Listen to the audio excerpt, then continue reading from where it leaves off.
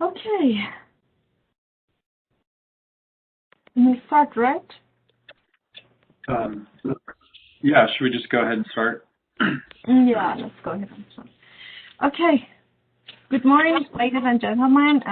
Thanks for joining us today for Lane Martin Master Plan B Professional Paper Defense. Please hold your question until after. I think that Nehru is here, so if you already sent them in. Hi.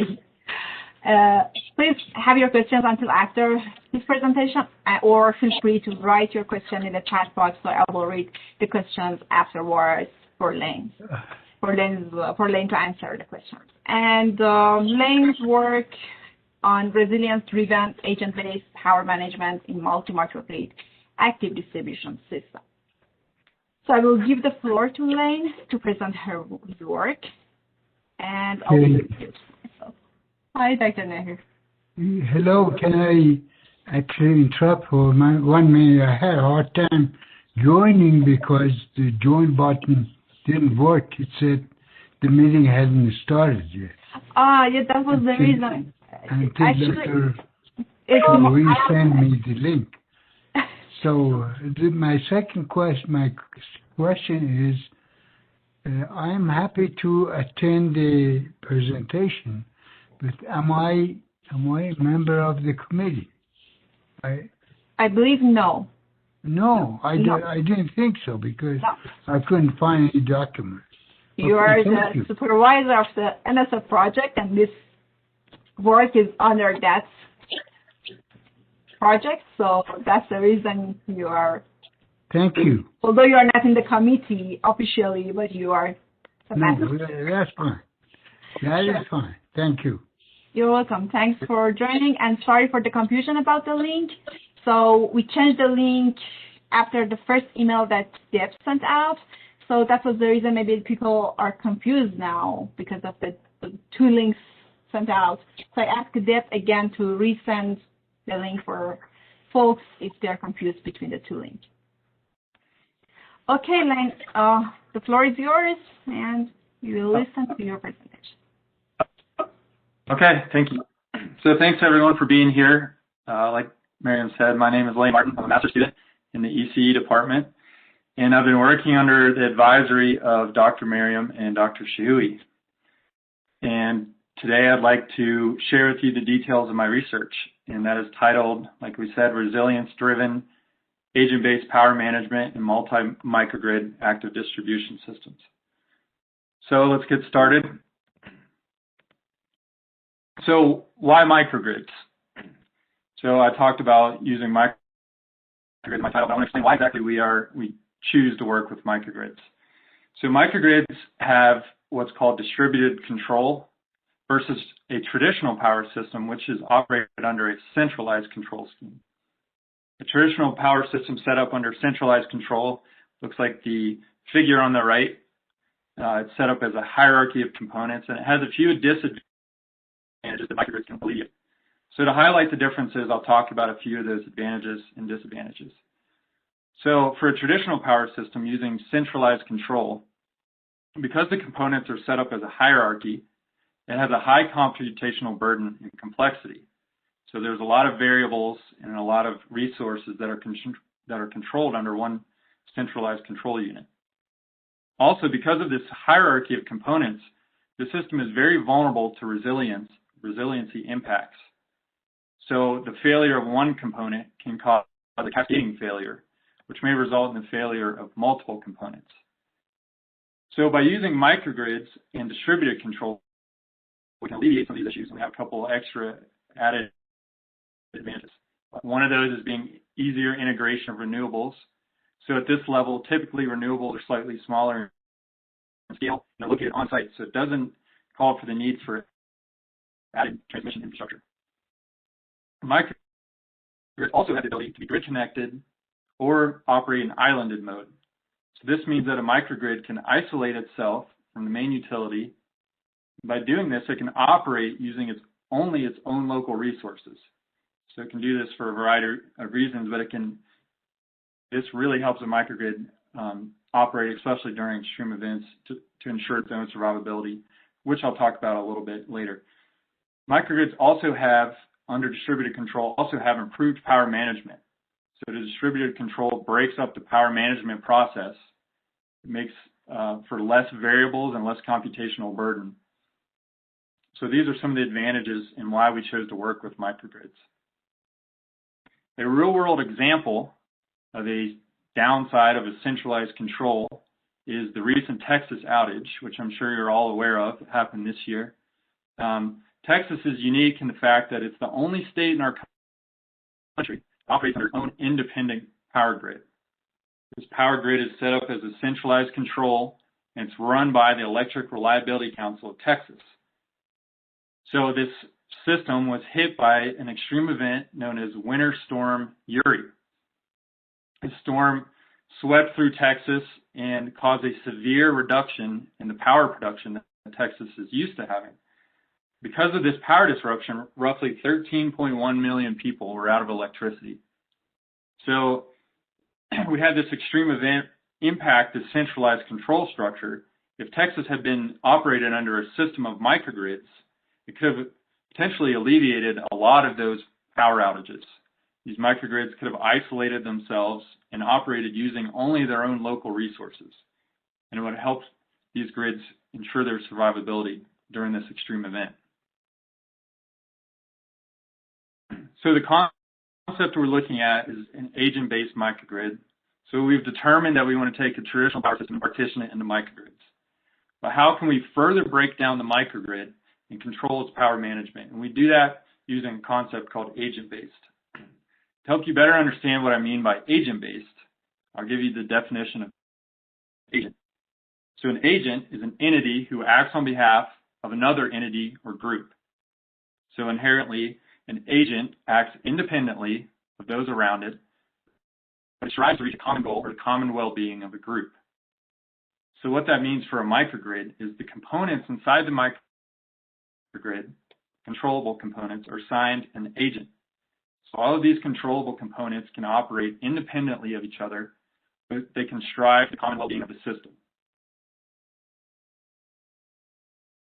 So you can see this in this concept in this figure. We have a system of microgrids with their local resources, and they're behaving independently of other microgrids. Excuse me. But we have a communication agent that allows cooperation between the microgrids to create a power sharing schedule.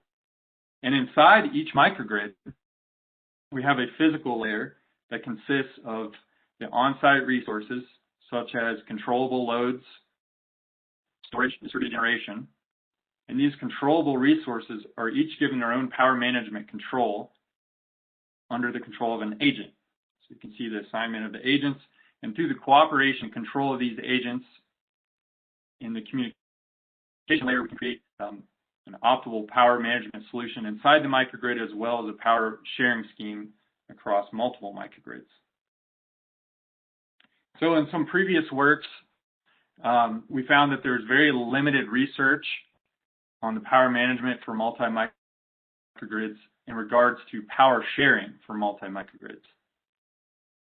Most of the previous works were based on a single agent microgrid, so this still leads to a pretty high computational burden and complexity, because the single agent is still dealing with a lot of variables and objectives. And we found that there's extensive research focused on operational costs in the microgrids, but only based on the power market. So this is kind of the trading and selling of power between the microgrids and the utility. But there wasn't very much research investigating the actual system resiliency of these multi-microgrid systems during extreme events. So in particular, some of the research we looked at, we found several shortcomings for power management schemes. We found that some of the load curtailment was unnecessary. We found that the operation of the energy storage system may be inefficient. It may not be using its full capacity during an extreme event, which is slightly counterintuitive. We found a mismatch between the power generation and load consumption.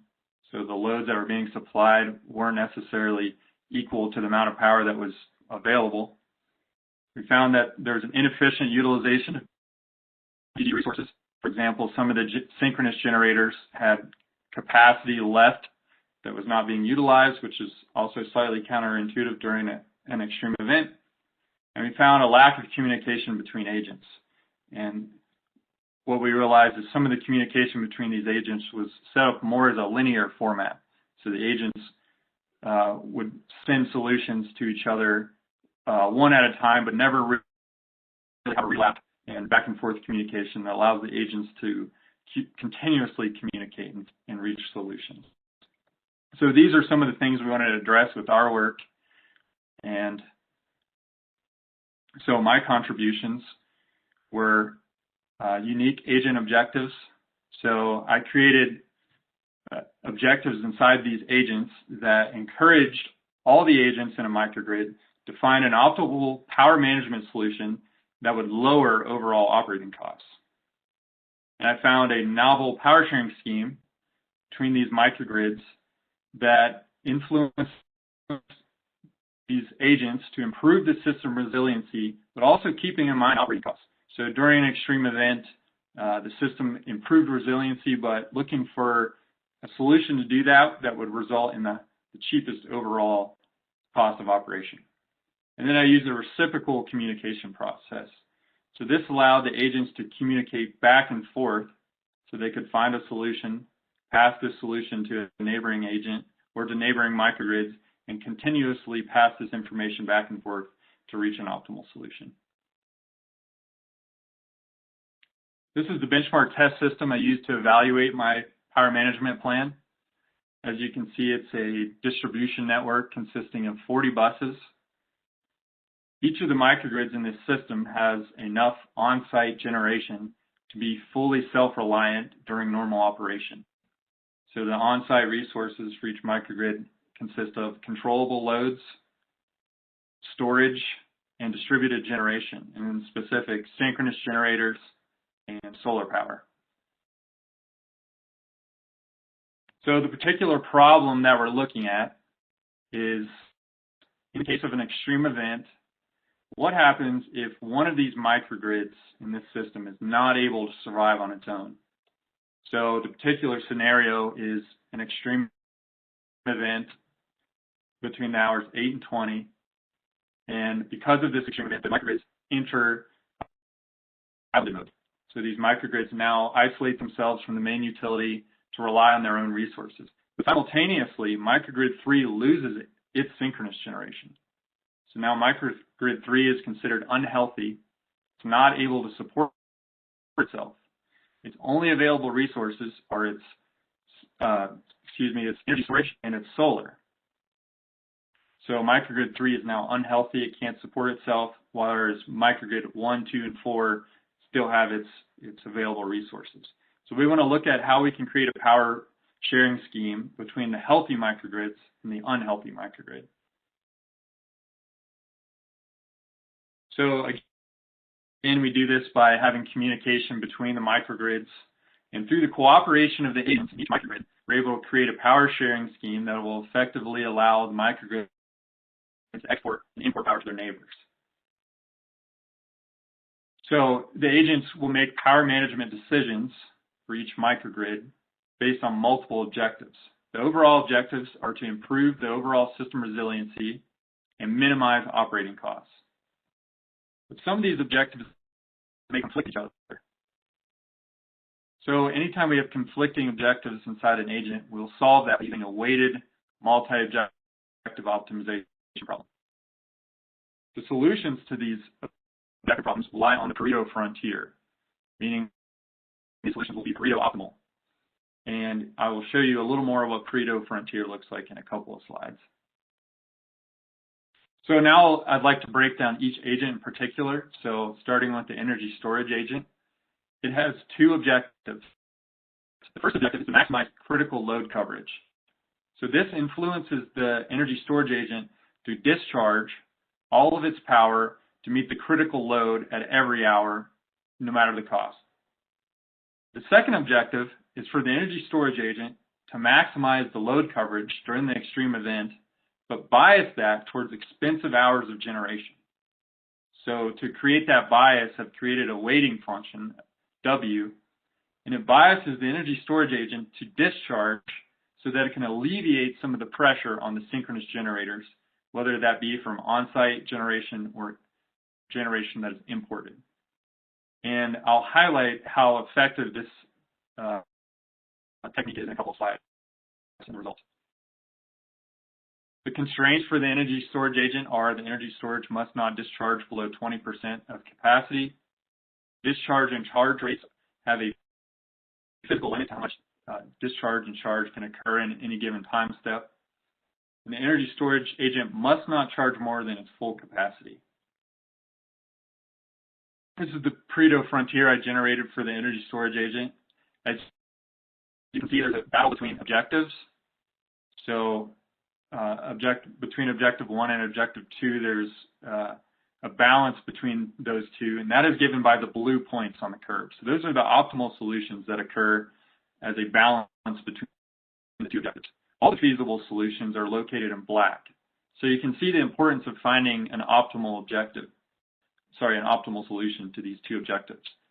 And depending on how important we weight either objective, it will depend on what solution we pick along this blue curve. The demand response agent will minimize customer discomfort costs as given by this quadratic equation. So there is a cost associated with curtailing power from the customers. Objective 2 will be to minimize import costs. So this is the power or the cost that it takes to import power from neighboring microgrids during the extreme event, and to maximize load coverage. So this influences the demand response to cover all the loads, no matter what cost. The demand response agent has several constraints. That is, the maximum curtailment must not exceed the critical load. So this tells the demand response agent if it has to import power, it must import at least enough power to cover the critical load. Power import must not exceed tie line limits. So there is a capacity for the tie lines that exist between microgrids.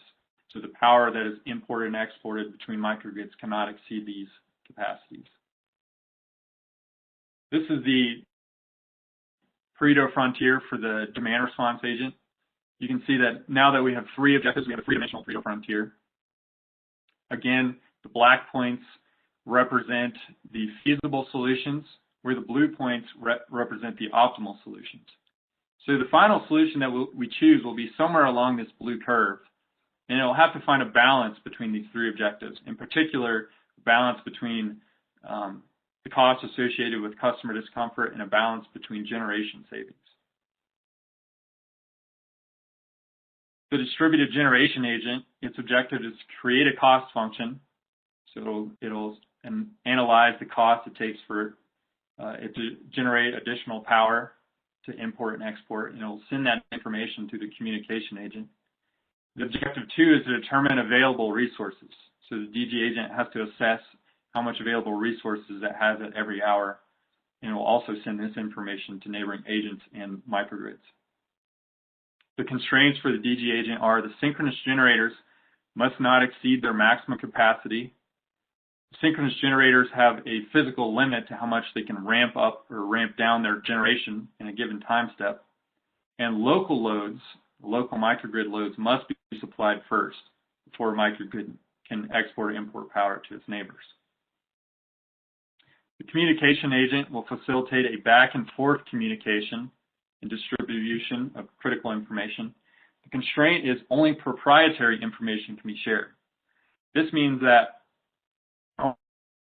only pertinent information can travel between agents, and only public information can be shared. So the agents and microgrids are able to protect private system data without sharing that to its neighbors. This is my solution process, and I'll highlight quickly how this works. So essentially, as we begin the process, we analyze whether we have synchronous generation or not for the extent of this extreme event. If we determine that we do not have synchronous generation, for the case of microgrid 3, we'll follow the left path.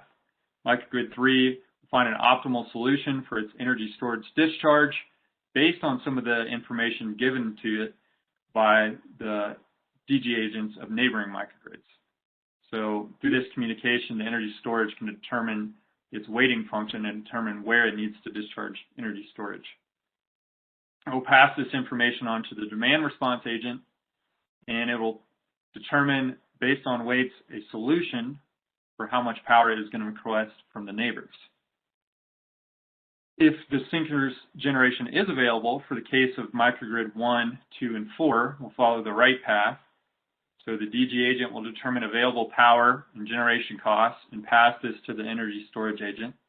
It will come up with a discharge scheme and then pass this information back to the DG agent. Now the DG agent is able to figure out how much generation it needs at given hours and how much leftover power it have available for power sharing. Finally, these solutions will be sent to neighboring microgrids and a power management scheme will be created.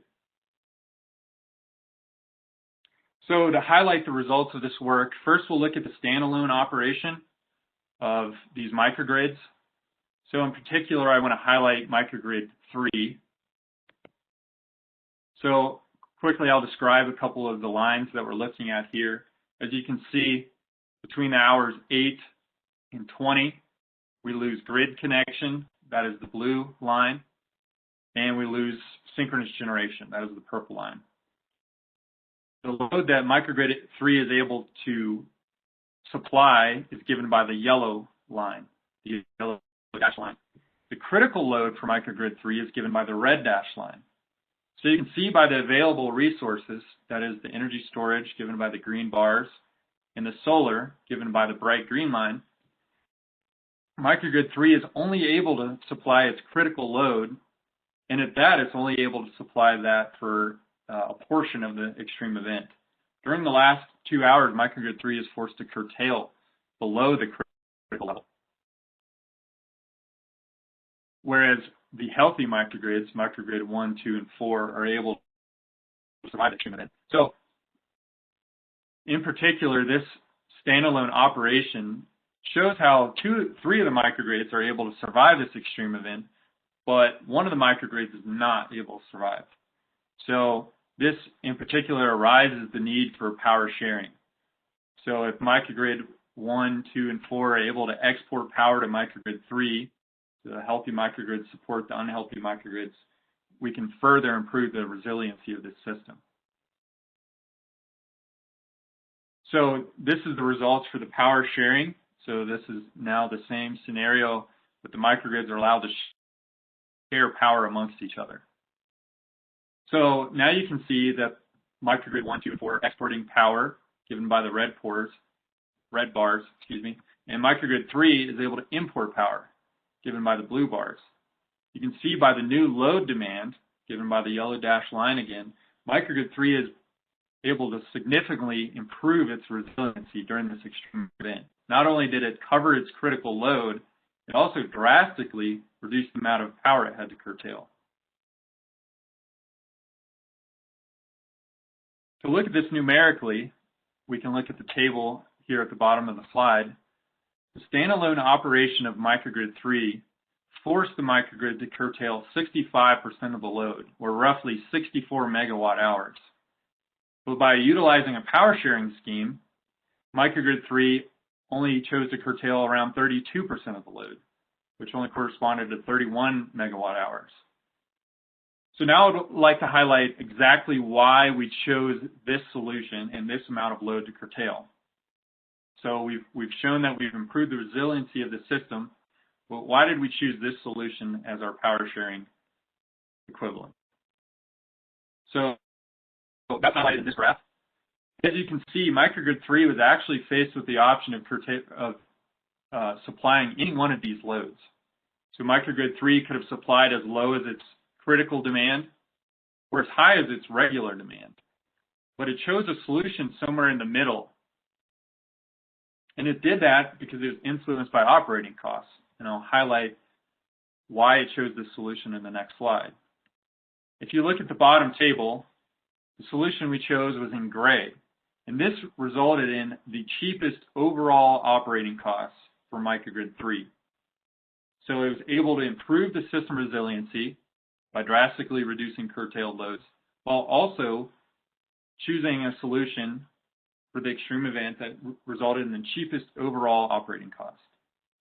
Now, it should be noted that microgrid 3 could choose another solution, for example, a solution in the row below, where around 11% less of the load could be curtailed, with only a slight increase in cost, around $400. But what our goal was for this assignment was to pick the cheapest overall operating cost with an improvement in resiliency. So we chose this solution. Now, when I talked about using the weighting function before with the energy storage agent, I want to highlight the result of that. So if you look at the top table, this is what would have been the old energy storage scheme without the weighting function. So by using this old scheme, we came up with similar results, similar load curtailments, but you can see that the operating cost was further optimized by using this weighting function. So by curtailing roughly the same amount, actually a little less, we were able to reduce the operating cost by having the energy storage scheme aid during the expensive hours of import. So it was important that the 4 microgrids used this weighting function in their energy storage scheme, because it not only reduced pressure on local generation during expensive hours, it also reduced pressure for exporting power to the unhealthy microgrid during these expensive hours of generation. So the conclusions of this work, my proposed agent-based power management plan was tested and verified on the benchmark system. And we showed through this verification that the proposed power management plan not only improved the system resiliency, but also found an optimal lower operating cost point. Some future works that could spawn off of the groundwork that I've laid with this research is taking this power management plan and analyzing it under different extreme scenarios. So for example, we could look at a similar extreme event, but let's say now maybe a second microgrid loses synchronous generation. Now it may be necessary for the healthy microgrids, the 2 that are left, to curtail a slight amount of their power, curtail a slight amount of their load to help these unhealthy microgrids. So this may lead to an added objective or even an added constraint. So this would be future grounds for work based on this system. So that is my research. Thank you for joining, and I'd like to open it up now for questions. Great, thanks, Nick. So we welcome questions from general audience.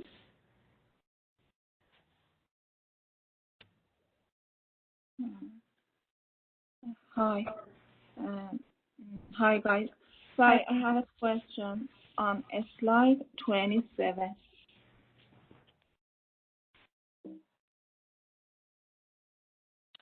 Yes.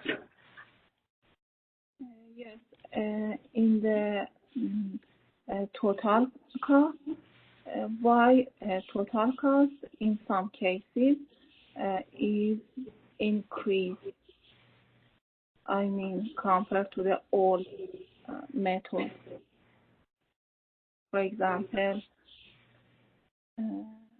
are you talking about maybe, for example, the last row in each table? Total generator cost.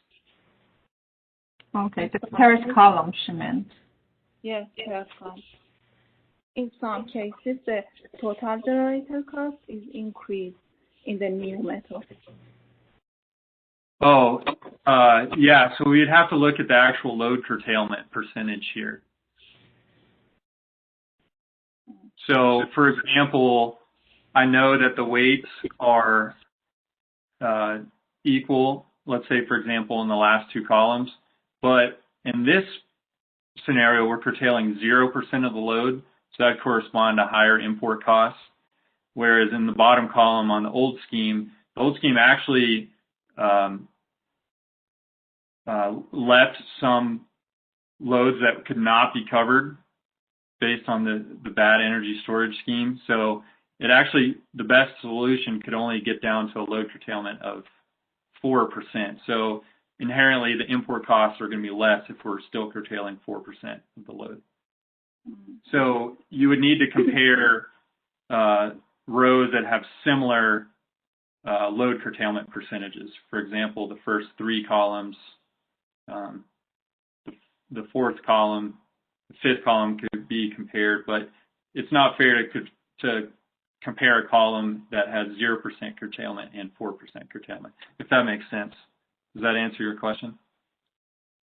Yes.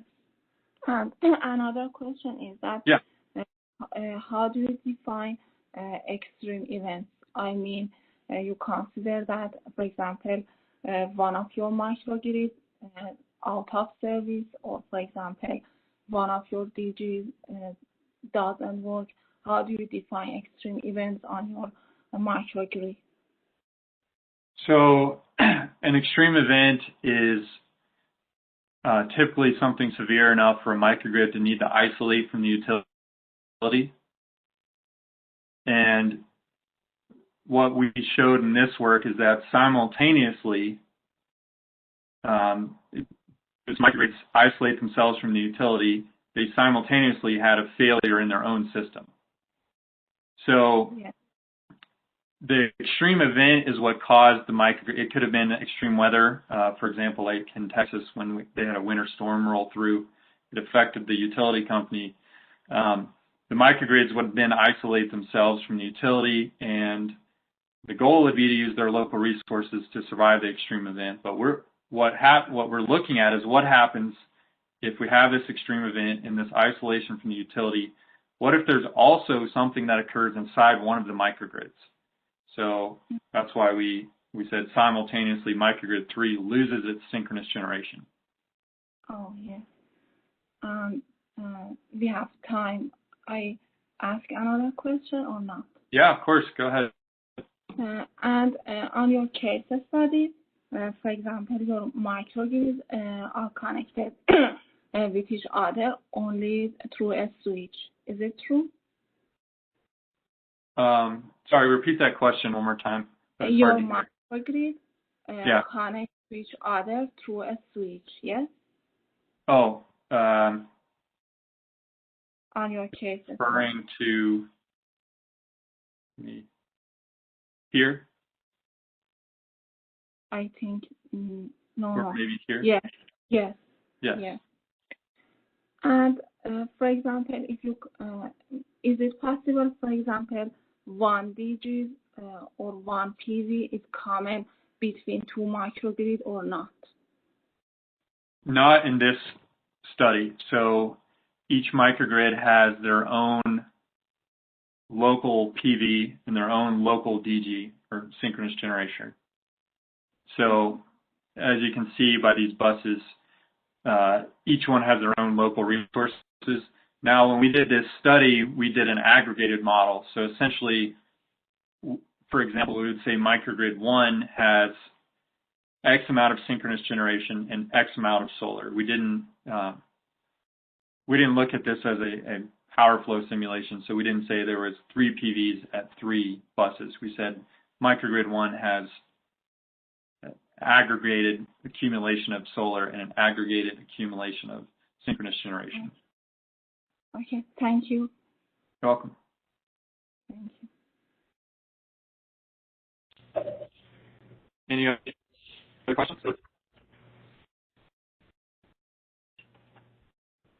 All right, maybe I ask a general question. First of all, very good job, Lane. I liked your presentation, very smooth and good Thank you. transfer of information. If you go to slide number 22, I think that's where you had your flow chart. Now, yes. Do you know if you're in your microgrids, just the synchronous generator is sufficient to supply the loads of each microgrid or not? Because I saw that you have PV, you have energy storage, and the synchronous generators. Now, assuming that we don't have any PV, no energy storage, no wind, is the synchronous generator by itself capable of supplying the loads or not? No, that is not true for all microgrids. So, for example, if you see a microgrid in this table or in these figures, for example, microgrid 4, you can see it flat lines at 4,000 kilowatts. So microgrid 4 has a 4 megawatt synchronous generator. So without the aid of PV and energy storage, it would not be able to supply its regular load. But microgrid 1 has it's hard to see from this table, but microgrid 1 has a 15 megawatt synchronous generator. So it could easily supply its own loads with only synchronous generation. Okay. So now if you go to slide 22 with your flow chart, can we say maybe a future work or a generalization of your work would be, instead of just checking the synchronous generator agent available, maybe check all the resources available. Check the PV, check the energy storage and synchronous generator. See if any one of these is out, but use the same concept that you used for power sharing and improving the reliability. Yeah, definitely. Yeah, that would definitely be a more, I guess, a real well-rounded to check for all agents that are out, or all available resources that were disconnected. So, my flow chart reflects the power management process we used, which only assumed the synchronous generation may be out. So, but it is, a more well-rounded power management plan would check all three. Right. So, for example, we would check if generation can supply the load. Yes, then do this. If not, then go do the power sharing objective functions. Yes. Okay, interesting. Thank you.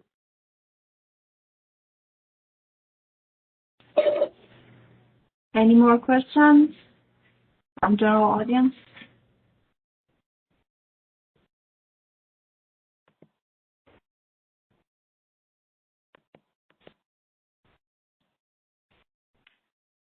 Well, if there's any other questions, then thank you all for joining me today and listening to my research work. I appreciate it. Thank you. Thanks, everyone.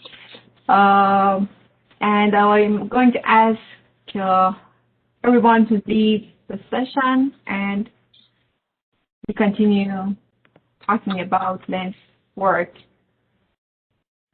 with the community.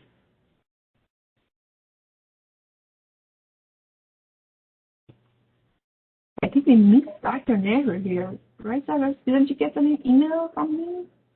Or he left by himself? Or? He was here. Yeah, I think he was here. He just left because he's not in the committee. Okay. No, he wasn't here like 10 minutes ago either. So. Oh. Yeah, I don't know. Maybe he has something to do. Okay, great. So I stop recording here.